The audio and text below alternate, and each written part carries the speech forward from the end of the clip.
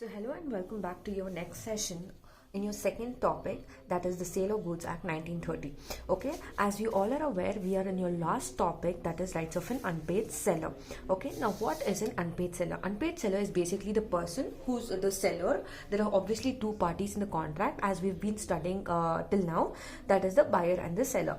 Now suppose if the buyer is not paying the seller, so this particular topic says what are the rights of the unpaid seller. Now rights of the unpaid seller is classified into two parts. Okay, so what are the two parts it's classified? It is against the goods and against the buyer. Now against the goods, it's further classified into property in goods has passed to buyer. Okay, next is lien, stoppage in transit, and resale. So under the second part, you have property in goods. See, this is property in goods that has passed to the buyer. Now this part is, it is passed to the buyer. So against the goods, in case if it has not passed to the buyer, so this is part 2 and this is part 1. Okay, again against the goods is divided into two parts again, that is property in goods has passed to the buyer, property in goods has not passed to the buyer. Now what are the points under this? It says withholding delivery, second is lien, third is stoppage in transit, and fourth is resale. Now what is the second part of classification? It is against the buyer, that is suit for price, suit for damages, and suit for interest. Now let's look into the explanation of this particular topic.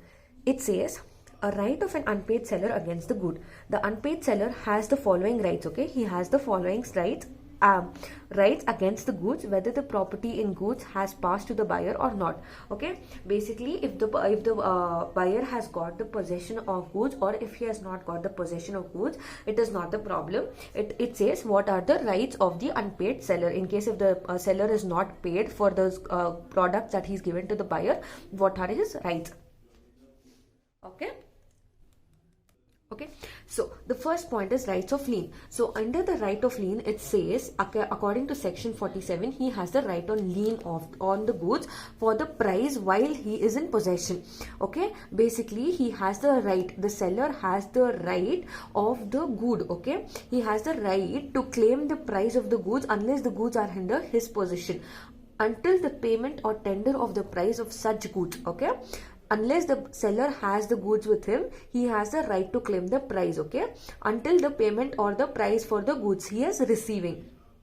Now the right of the lien can be exercised by him in the following cases. These are the three cases under which he can exercise the lien. Okay, the first case is where the goods have been sold without any stipulation of credit. Okay, if the goods have been sold without any stipulation of credit, where goods have been sold on credit but term of credit has expired. In case if the seller says, okay, now I'll give you the goods, you pay me later on credit basis, but in case if the period of credit has expired, the seller cannot claim it. Okay, where the buyer becomes insolvent. Insolvent is nothing but he becomes mad, or in case if he's become bankrupt. Okay, so let's look into the particular example for you to understand what exactly it is saying. A sold certain goods to B for a price of 500 and allowed him to pay the price within 1 month. A is selling goods to B for 500 rupees and he is asking B to pay the money in 1 month. Okay, B becomes insolvent during this period. Now B is becoming insolvent during the period of credit. Okay, he says you take the goods now, you pay me 500 later. But what happens? B does not have money. B does not have money. He's becoming insolvent in that particular period. In 1 month, he's becoming bankrupt. He does not have money. Now A is the unpaid seller. He can exercise the right of lien. Okay, because B became insolvent, A can exercise the right of lien. Okay, however, the unpaid seller loses the right of lien under the following circumstances. These are the following circumstances under which he will lose the right of lien. Okay, he cannot claim the price of the goods. When he delivers the goods to carrier or other bailiff for the purpose of transmission to the buyer without reserving the right of disposal of goods. Okay, if he is delivering the goods without reserving the right of the disposal of goods. Okay, where the buyer or his agent lawfully obtains possession of goods. Okay, in case if the buyer or the agent, okay, who is taking goods off from the seller on behalf of the buyer, if they are lawfully accepting the possession of goods, where the seller has waived the right of lien. Okay, in case if the seller has waived the right of lien, Next is by estoppel. Estoppel is nothing but that is where the seller so conducts himself that he leads third parties to believe that the lien does not exist. He is conducting an estoppel wherein he is making the third party believe to believe that the lien is not existing. Now, for example, this is very important. Look into the example. A sold car to B for 1 lakh rupees and delivered the same to the railways, okay, for the purpose of transmission to the buyer. Okay, he is selling the car and he is delivering the car to the railways in order to transmit that particular car to the buyer of the car. The railway receipt was taken in the name of B. B is the seller.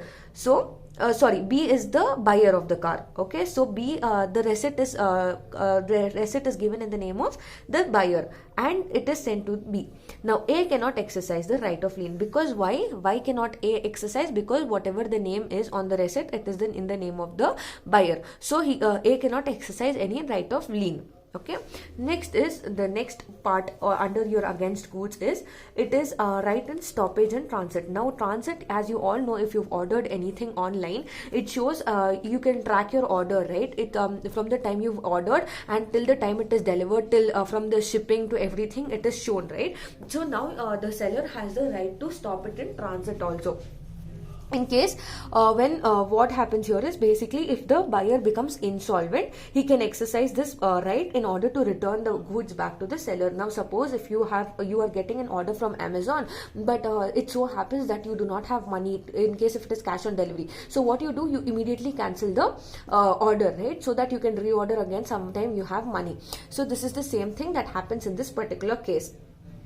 So the buyer, in case if the buyer becomes insolvent during that particular period, he will cancel the goods in case if it is in transit also.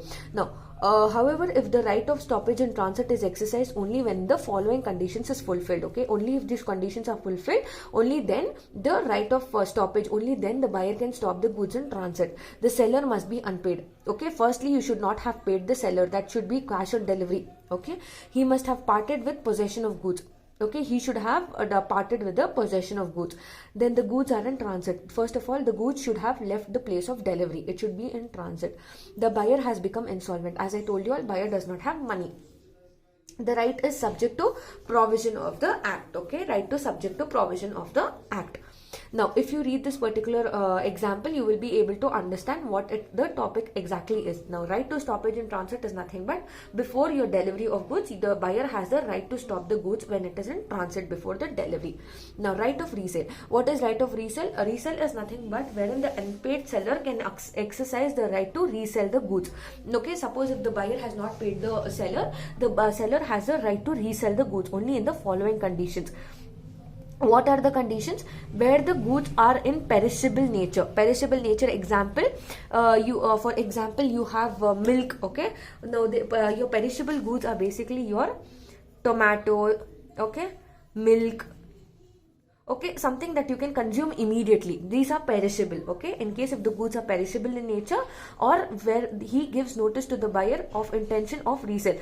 Suppose if you have a particular furniture or you have a particular pencil. Now as a buyer, I tell you that I will purchase this pencil for 10 rupees. But suppose if someone is coming and telling I'll purchase the same pencil for 11 rupees, if the seller is changing his mind, he can sell it to the other buyer also. Okay, in case if he has changed his intention to resell. Now next part is right of unpaid seller against the buyer. Now what is the right of unpaid seller against the buyer? Now right according to section 56 to 61. Now sections are very important. You need to write the sections.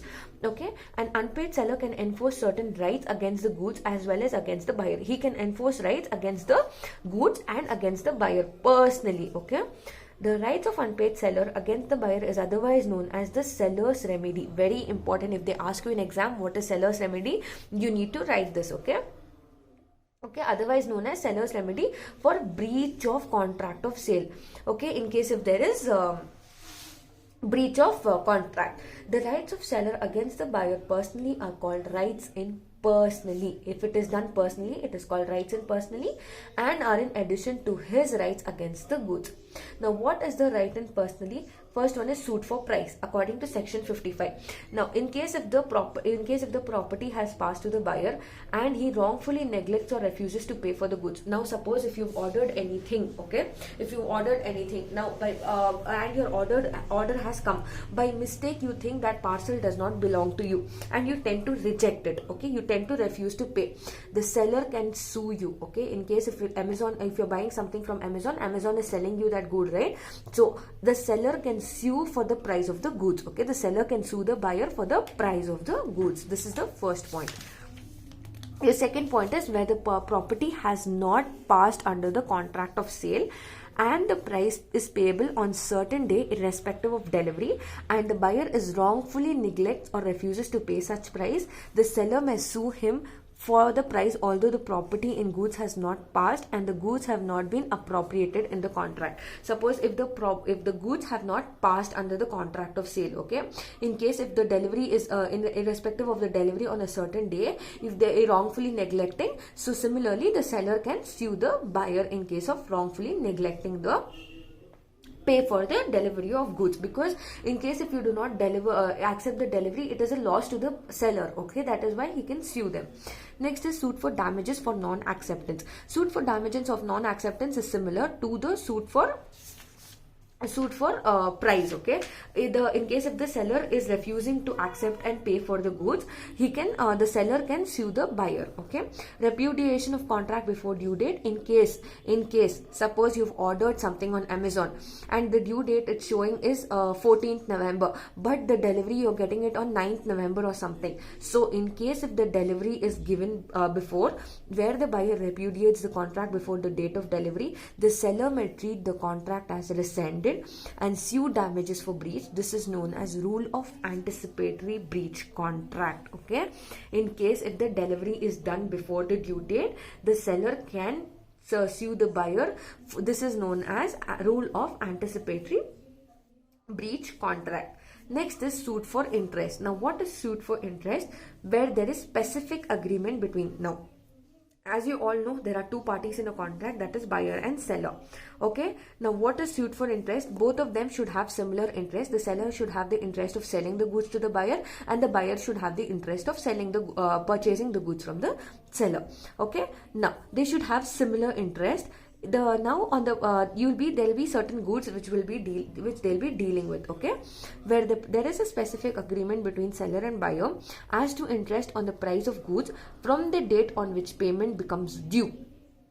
Okay, from the date they've entered into contract, payment is becoming due, the seller may recover interest from the buyer, okay. However, there is no specific agreement to this effect. The seller may charge interest on price when it becomes due from such day as he may notify from the buyer, okay. In case from the time the buyer tends to order the goods from the seller, from that day the payment becomes due. That means the buyer has to pay the seller certain amount of money to purchase that particular good, okay. But when there is presence of contract, if the buyer and seller are in contract, then it is the responsibility of the seller to pay the amount to the buyer. Now, in the absence of contract to contrary, the court may award interest to the seller in suit by him at such rate as he thinks at the amount. Suppose if the buyer refuses to pay or does something, in case if it is going against the interest, the court gives benefits to the seller and he can charge certain amount of interest, okay. So with this particular topic, we come to an end of your second chapter. In your second chapter, that is Indian Sale of Goods Act 1930, these are the topics we've covered, that is definition of contract sale, essentials of contract sale, conditions and warranties, rights and duties of buyer, and rights of an unpaid seller. Thank you, girls. Now we will be moving forward to the next chapter, that is the third chapter, in your next class or the next upcoming video which I'll be posting. Thank you.